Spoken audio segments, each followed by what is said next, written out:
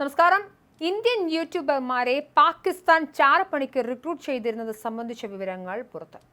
പാകിസ്ഥാൻ ചാര സംഘടനയായ ISI അഥവാ ഇന്ത്യ സർവീസ് ഇന്റലിജൻസിന് വേണ്ടി ചാരപ്രവർത്തനത്തിൽ ഏർപ്പെട്ടിരുന്ന ഇന്ത്യക്കാരായ യൂട്യൂബർമാരുടെ ഹാൻഡ്ലർ പാകിസ്ഥാൻ പോലീസിലെ മുൻ ഉദ്യോഗസ്ഥനാണെന്നാണ് പുറത്തുവരുന്ന വിവരം.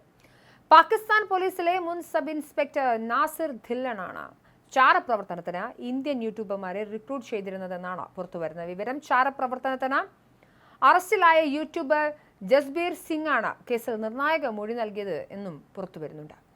നാസിറും അദ്ദേഹത്തിന്റെ വനിതാ സുഹൃത്ത് നൌജാബ ഷെഹ്സാദുമാണ് ഇന്ത്യൻ യൂട്യൂബർമാർക്കും ISIക്കും ഇടയിൽ പാലമായി പ്രവർത്തിച്ചിരുന്നത്. ഇരുവരും ആദ്യം ഇന്ത്യൻ യൂട്യൂബർമാരുമായി സൗഹൃദത്തിൽ ഏർപ്പെടും.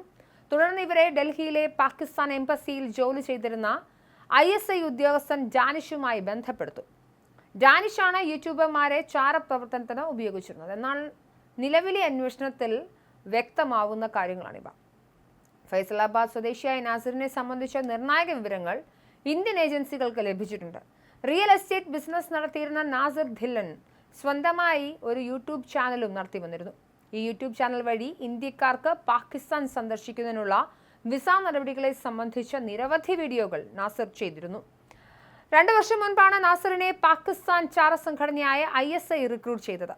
അതേസമയം പാകിസ്ഥാന് വേണ്ടി ചാരവൃത്തി നടത്തിയതിന് പിടിയിലായ യൂട്യൂബർ ജസ്ബീർ സിംഗിന് നേരത്തെ സമാനമായ കേസിൽ അറസ്റ്റിലായ സോഷ്യൽ മീഡിയ ഇൻഫ്ലുവൻസർ ജ്യോതി മൽഹോത്രയുമായി അടുത്ത ബന്ധമെന്നാണ് പഞ്ചാബ് പോലീസിന്റെ അന്വേഷണത്തിൽ വ്യക്തമാവുന്നത്. പഞ്ചാബിലെ രൂപ്നഗർ ജില്ലയിലെ മഹലാൻ സ്വദേശിയും ജാൻ മഹൽ എന്ന യൂട്യൂബ് ചാനൽ ഉടമയുമായ ജസ്ബീർ സിംഗിന് പാകിസ്ഥാൻ രഹസ്യാന്വേഷണ ഉദ്യോഗസ്ഥനുമായി ബന്ധമുണ്ടെന്ന് കണ്ടെത്തിയതായി Punjab director general of police Gaurav Yadav നേരത്തെ അറിയിച്ചിരുന്നു. ചാരവൃത്തിയുടെ പേരിൽ നേരത്തെ ഹരിയാന പോലീസ് അറസ്റ്റ് ചെയ്ത മൽഹോത്രയുമായും ഇയാൾക്ക് അടുത്ത ബന്ധമുണ്ടായിരുന്നുവെന്നാണ് പഞ്ചാബ് പോലീസിന്റെ ആരോപണം. പാകിസ്ഥാൻ ഹൈക്കമ്മീഷനിലെ ഉദ്യോഗസ്ഥനായിരുന്ന പിന്നീട് പുറത്താക്കപ്പെട്ട ഹസാനുർ റഹീം എന്ന ജാനിഷുമായും ഇയാൾ ബന്ധം പുലർത്തിയിരുന്നതായി ഗൗരവ് യാദവ് എക്സ് പോസ്റ്റിൽ പറഞ്ഞു. ഡൽഹിയിൽ പാകിസ്ഥാൻ ദേശീയ ദിന പരിപാടിയിൽ ജ്യോതി മൽഹോത്രയെ ജസ്ബീർ കണ്ടിരുന്നതായും ഇരുവരും പാക് സൈനിക ഉദ്യോഗസ്ഥരുമായി സംസാരിച്ചതായും വെളിപ്പെട്ടിട്ടുണ്ട്.